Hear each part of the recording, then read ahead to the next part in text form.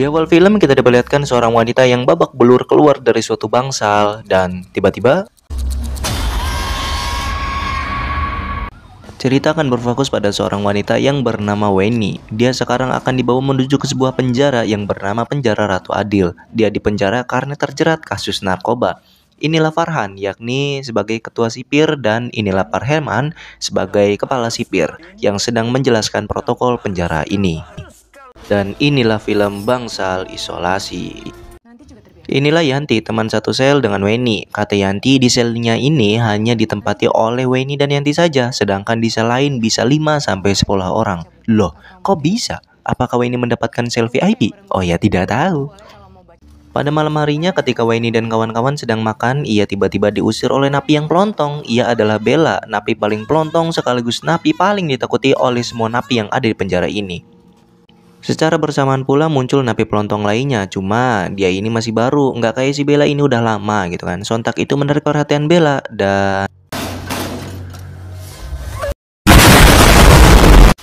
iya, Bella pun langsung rusuh di situ. Weni yang melihat hal itu berusaha melerai mereka semua, sehingga datanglah sipir yang langsung menghentikan keributan tersebut.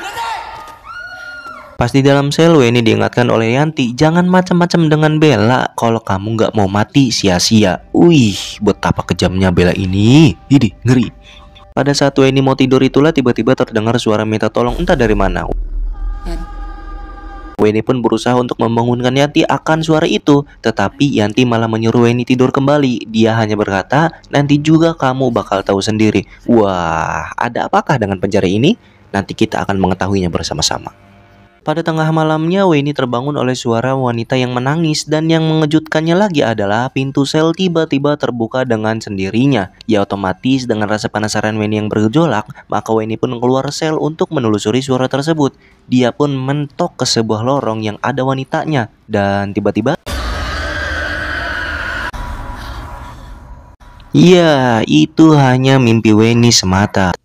Weni dan Yanti pun berkeliling lapangan sel untuk mengenal lingkungan sel lah istilahnya begitu ya. Dan banyaknya hal-hal yang tidak lazim di sel ini. Ya seperti sipir yang korup inilah gitu contohnya. Dan inilah Adit, yakni sipir yang baru masuk 1 bulan dan katanya dia ini orang jujur, cuman ya nggak tahu kedepannya mah gitu.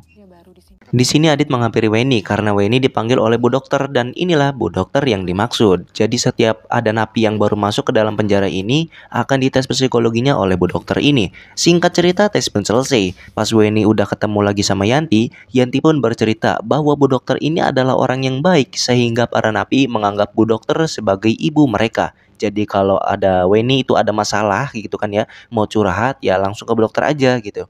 Di sini juga Weni bertanya soal suara semalam. Kata Yanti, suara itu berasal dari bangsal isolasi. Siapapun orang yang masuk ke bangsal itu maka ia nggak akan bisa keluar lagi. Loh, makin aneh aja ini penjara ya. Pas lagi ngehuleng tarik itulah tiba-tiba Adit pun datang untuk bicara sebentar kepada Weni.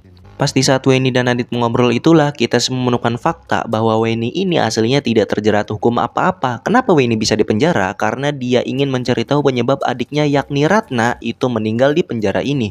Berkat bantuan seorang jaksa, Weni bisa dengan mudahnya masuk penjara ini. Jadi data Weni itu palsu dan Adit ini utusannya Pak Jaksa untuk menjaga Weni. Jadi makin lebih aman lah Weni mencari informasi soal adiknya.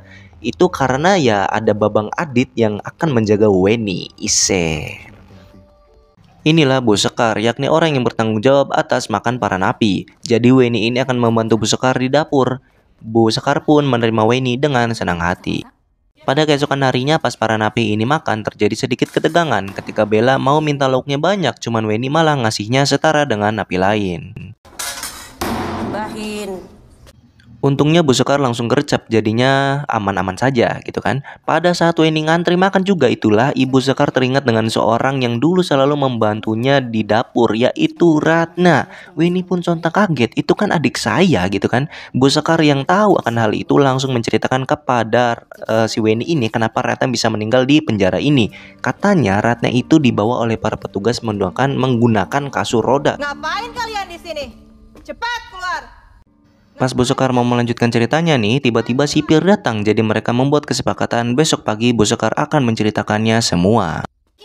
Pada saat mandi, Bella berulah lagi. Ia rusuh kepada dua orang wanita bernama Yati dan Jen. Cuma untungnya datanglah Weni tepat waktu sehingga membuat keadaan menjadi aman kembali. Mereka pun kini berteman. Pada saat malam harinya, Bu Sekar yang lagi beberes pun dikejutkan dengan lampu yang mati tiba-tiba. Dan tiba-tiba,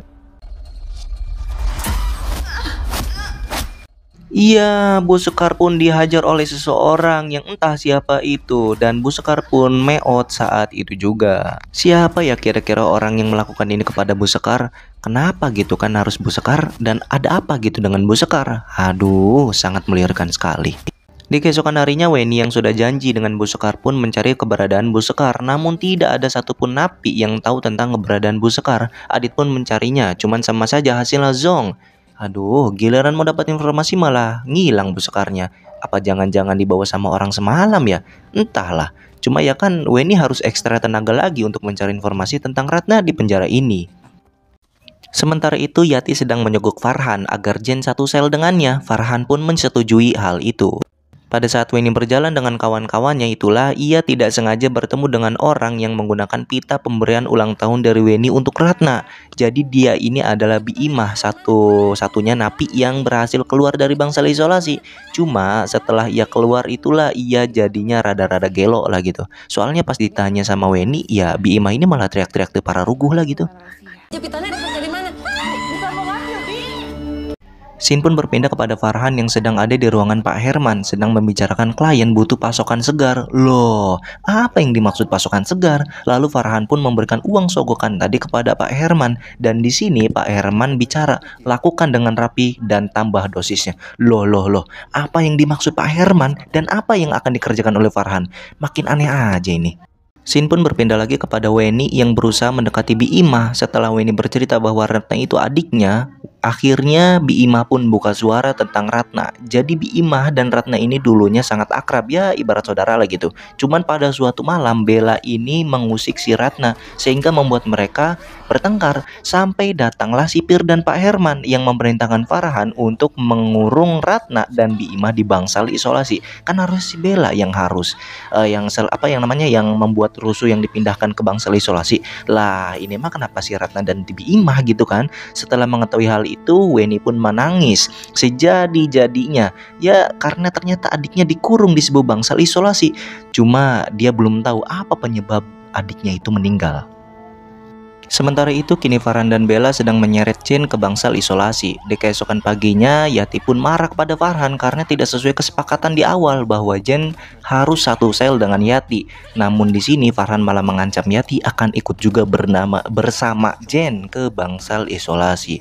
Loh, sebenarnya ada apa sih ini ya di bangsal isolasi itu? Singkat cerita, Jen pun dimasukkan ke bangsal isolasi. Dia di sini seperti orang yang kerasukan juri. Ya, sebabnya dia melukai diri sendiri dan lalu Scene pun berpindah lagi kepada Weni yang sedang curhat kepada Bu Dokter tentang keadaan penjara saat ini dan meminta Bu Dokter untuk laporkan ke atasannya gitu kan. Cuma Bu Dokter ini malah nolak dengan alasan tugas saya sudah seperti ini, jadi saya tidak bisa berbuat apa-apa.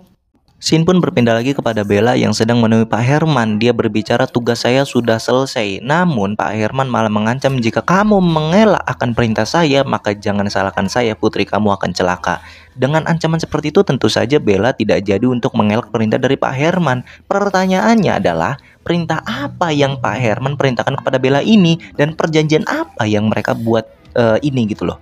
Weni yang lagi baca buku pun ditemani oleh Adit. Di sini Weni berencana untuk masuk ke bangsal isolasi dengan cara dia akan merusuh. Adit pun melarangnya karena itu bisa berbahaya. Cuma Weni ya udah kepalang tanggung dan sia-sia aja kan ya. Dia masuk penjara ini dan gak dapat apa-apa. Jadinya gak ada pilihan lain selain menjajal masuk ke dalam bangsal isolasi. Pada saat para napi itulah makan, Weni melakukan aksinya dengan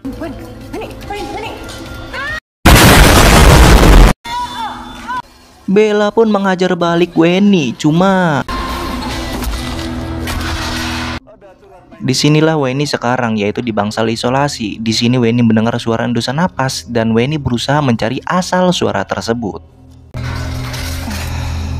Pada saat makanan datang, Weni pun memakannya. Tapi entah kenapa Weni ini menjadi oleng sehingga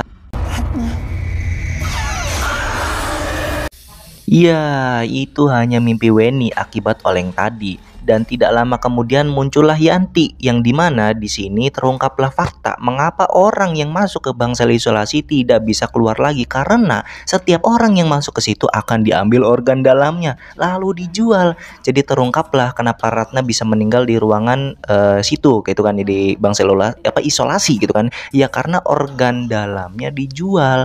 Dan yang paling mengejutkan adalah semua ini didalangi oleh Pak Herman. Pantas saja gitu kan ya, waktu tadi Pak Herman dengan Farhan membicarakan pasokan segar, ya yang dimana dimaksud pasokan segar itu adalah organ dalam. Saya juga nggak tahu nih siapa Yanti ini sebenarnya, apakah dia anaknya Pak Herman atau rekannya Pak Herman, entahlah gitu kan. Dan ternyata perjanjian yang dibuat oleh Bella dan Pak Herman itu adalah Bella harus bisa membuat target Pak Herman itu masuk ke bangsal isolasi. Kalau Bella mengerjakan itu maka putrinya akan terjamin. Sangat mengkejamkan sekali ya Pak Herman ini. Aduh, sorry teman-teman, tadi agak kebliwet dia ngomongnya. Di sini Yanti mencoba membius Weni, cuman ya Weni pun berhasil membalikkan keadaan dan Weni pun berhasil kabur ya, walaupun sambil agak oleng. Sementara itu Bella kini sedang berada di ruangan operasi karena Bella akan diambil organ dalamnya. Namun ya Bella pun berhasil bangkit dan melawan para dokter yang ada di situ. Aslinya ada tampilan di mana banyak mayit yang mau diambil organnya. Cuman saya takut kena pelanggaran teman-teman. Jadinya ya nggak jadi. Jadi makanya kalian kalau misalnya mau lihat langsung tonton film aslinya saja, oke? Farhan yang mengetahui Weni kabur pun langsung mengarahkan semua sipir untuk mencarinya.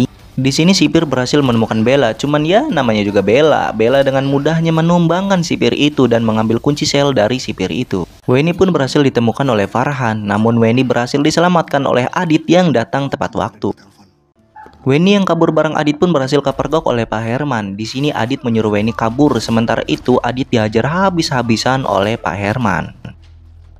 Kita pun beralih kepada Bella yang melepaskan para napi karena kan kunci selnya itu ada di tangan Bella. Pokoknya penjara pada malam itu sangat ricuh lah sekali pokoknya. Sementara itu Weni sekarang sedang ada di ruangannya Bu Dokter karena dia ingin menelpon bantuan. Bu Dokter pun membuatkan minuman untuk Weni. Namun di sini Weni malah pingsan.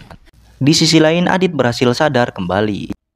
Pas Weni ini sudah siuman, dia sekarang sedang ada di ruang operasi. Dan inilah fakta sesungguhnya bahwa dalang dibalik semua ini adalah Bu Dokter. Jadi Pak Herman ini adalah suaminya Bu Dokter gitu kan. Ya nggak aneh suami istri kerjasama melakukan semua ini cuma demi uang. Bu Dokter ini udah tahu bahwasannya Weni ini kakaknya Ratna. Dan Bu Dokter sudah yakin bahwa Weni ini pasti masuk ke penjara ini untuk mencari keberadaan Ratna. Jadi makanya kenapa Weni ditempatkan satu sel dengan Yanti, agar Weni ini dapat dengan mudah dikelabui oleh Yanti.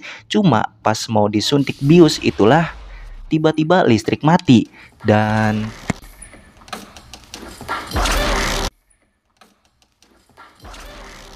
iya, Adit pun datang tepat waktu sehingga Weni bisa membalikkan keadaan kembali. Bu Dokter yang tersuntik bius pun berhalusinasi dikerumuni banyak juri dan ruangan operasi pun terbakar.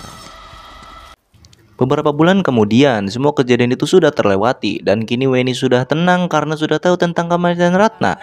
Film pun ditutup dengan seseorang yang mengatakan penjara ini milik kita lagi. Siapakah dia? Apakah dia ada kaitannya dengan semua ini? Oh ya, ndak tahu. Hanya Pak Sutradara lah yang tahu. Film pun tamat.